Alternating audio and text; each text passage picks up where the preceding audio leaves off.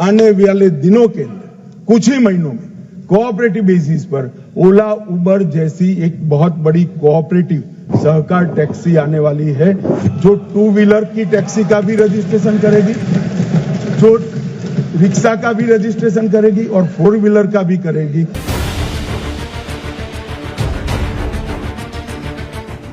मोदी सरकार का बड़ा ऐलान, पहली बार भारत में होने जा रहा बड़ा बदलाव, लाखों लोगों को होगा बम्पर फायदा, दुनिया में एक और इतिहास रचेगा भारत।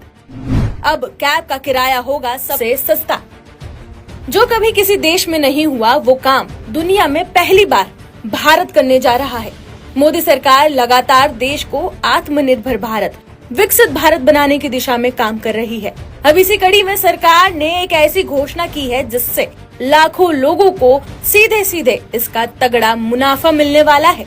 साथ ही टैक्सी के नाम पर मनमानी करने वाली कंपनियों को तगड़ा झटका लगेगा, जिसका फायदा ड्राइवरों को मिलेगा।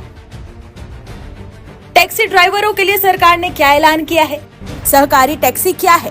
नई योजना से कैसे लाखों ड्राइवरों को फायदा पहुंचेगा, ये सब आपको बताएंगे। लेकिन उससे पहले आपको एक रिपोर्ट के बारे में बताते हैं। दरअसल साल 2023 के एक रिपोर्ट में ये खुलासा किया गया कि भारत में प्राइवेट टैक्सी यानी कि ओला उबर में 10 लाख से ज्यादा ड्राइवर काम करते हैं।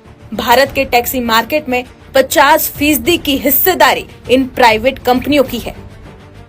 इस रिपोर्ट से अब आप समझ सकते हैं कि भारत में कैब सर्विस का बाजार कितनी तेजी से बढ़ रहा है।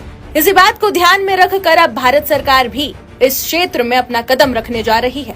इसका ऐलान केंद्रीय गृह और सहकारिता मंत्री अमित शाह ने लोकसभा में एक भाषण में किया। संसद में बोलते हुए शाह ने क्या कहा, सुनिए।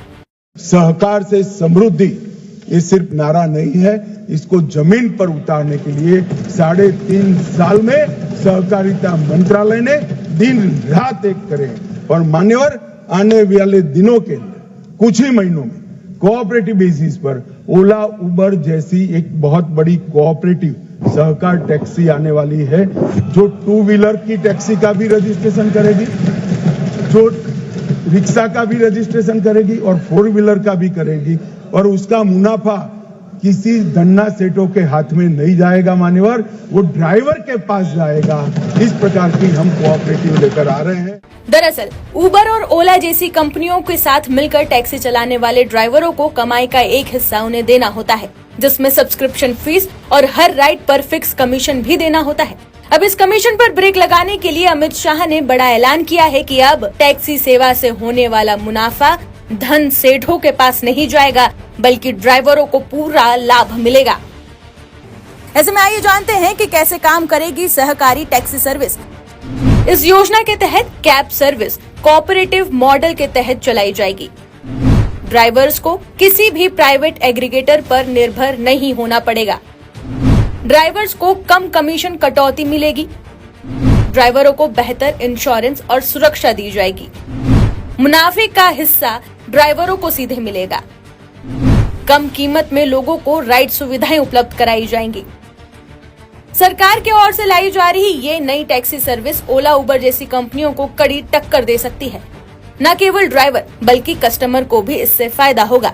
अगर सरकार की ओर से प्रस्तावित इस नई सहकारी टैक्सी प्लेटफॉर्म को शुरू किया जाता है तो Bharat private ride hailing services के लिए सरकार समर्थित सहकारी विकल्प देने वाला दुनिया का पहला देश बन जाएगा।